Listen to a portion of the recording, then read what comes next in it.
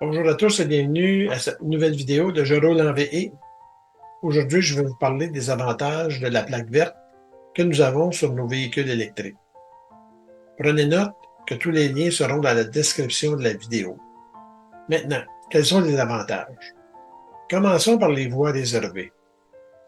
Vous pouvez utiliser les voies réservées si les panneaux de signalisation de ces voies comportent le logo vert d'un véhicule électrique. Peu importe le nombre de passagers, vous pouvez rouler dans ces voies de façon sécuritaire et en respectant les limites de vitesse. Où sont situées les voies réservées? Dans la région de Québec, il y a l'autoroute Robert-Bourassa, l'autoroute 440 ouest, la route 116 est, la route 132 est, ainsi que dans la région de Montréal, où nous avons l'autoroute 15 en direction nord, l'autoroute 25 dans les deux directions, soir et matin, l'autoroute 20 entre Dorval et la Chine, et il y a aussi une voie d'accès au pont Victoria sur la rive sud via la rue Saint-Louis. Vous retrouverez tous les renseignements sur ces voies réservées en visitant la page Avantages plaque verte sur le site web de l'AVEC, dont le lien sera dans la description de la vidéo.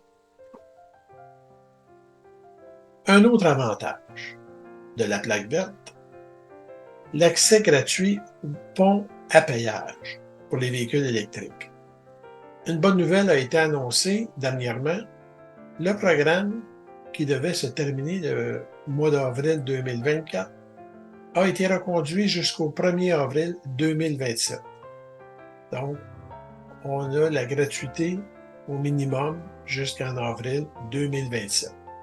Par contre, vous devrez vous procurer un transpondeur gratuit sur les sites de l'A25 et sur celui de l'autoroute 30, dont les liens seront aussi dans la description de la vidéo. Vous devrez installer vos transpondeurs sur le pare-brise de votre véhicule. Les transpondeurs ne sont pas interchangeables entre vos différents véhicules, donc un transpondeur pour chaque véhicule électrique. Maintenant, un troisième avantage. Que ce soit pour une utilisation au quotidien ou à l'occasion de vos vacances, la plaque verte vous donne un accès à tarif réduit sur les traversiers de la Société des traversiers du Québec.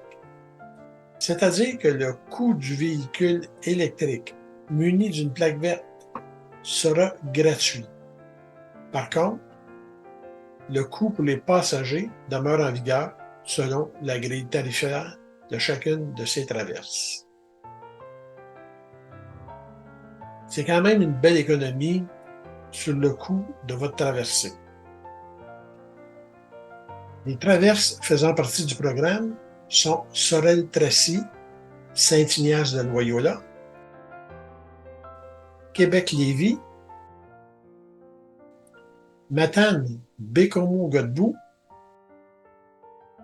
Rivière-du-Loup-Saint-Siméon, la traverse de l'île Verte, l'île d'entrée à Cap-Aumel, aux îles de la Madeleine.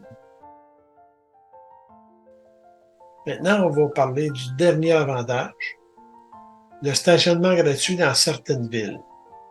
Mais attendez-vous pas que ce soit dans toutes les villes, là. Montréal, Laval, je ne crois pas qu'ils vont donner la gratuité pour les véhicules électriques. Donc, il y a deux villes qui le font en ce moment. Victoriaville. Tous les stationnements de la ville sont gratuits pour les véhicules électriques munis d'une plaque verte. Et Saint-Jérôme. Le stationnement est gratuit dans les rues avec parcomètre et les stationnements municipaux munis d'horodateurs. Encore une fois, c'est pour les véhicules électriques possédant une plaque verte.